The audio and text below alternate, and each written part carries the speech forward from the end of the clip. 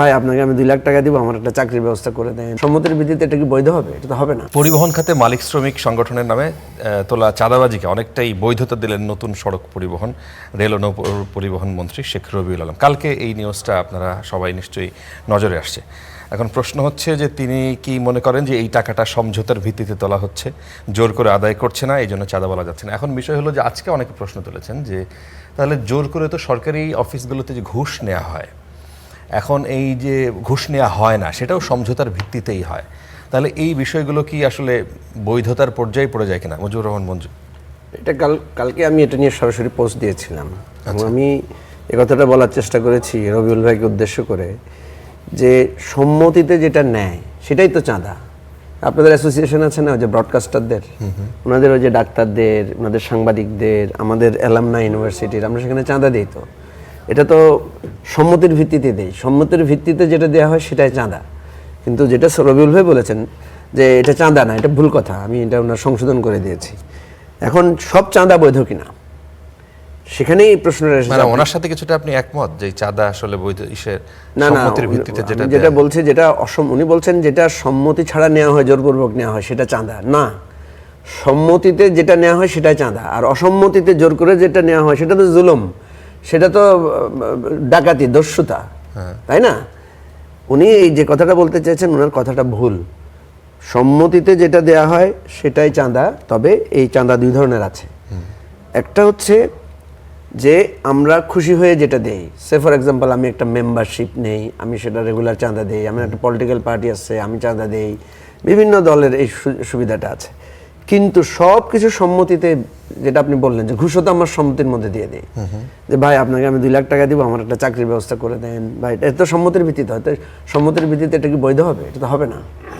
সেজন্য এই কথাটা উনি যেটা বলেছেন, যদিও উনি পরে অনেকগুলো কথা বলেছেন যেগুলোতে হয়তো বোঝা যাচ্ছে যে ওনার কথার মধ্যে কোনো ব্যাড ইন্টেনশন ছিল না, বাট উনি যেই কথাটা বলেছেন এটা আমাদের বর্তমান প্রচলিত যে চাঁদাবাজি, এটাকে উৎসাহিত করবে, এতে কোনো সন্দেহ নাই।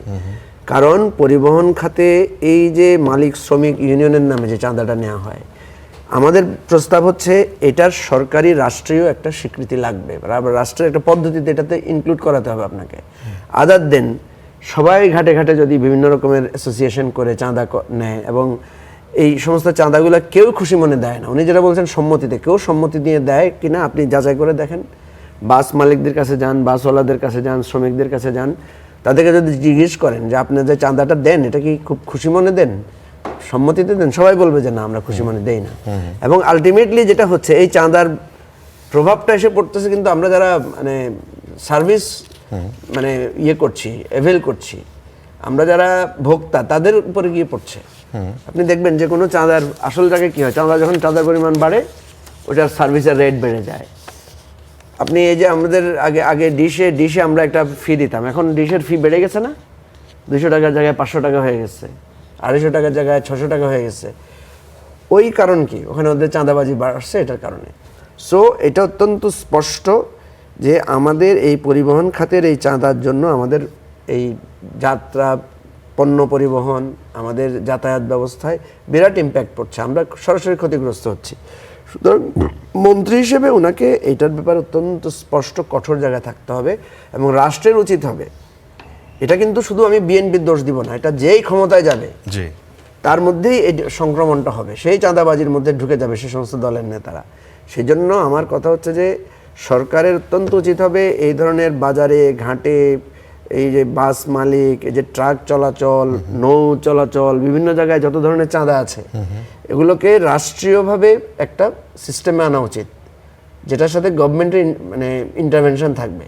আদার দেন এই ধরনের প্রাইভেট চাঁদাবাজি এগুলাকে একদম স্পষ্ট করে নিষিদ্ধ করে দেওয়া উচিত।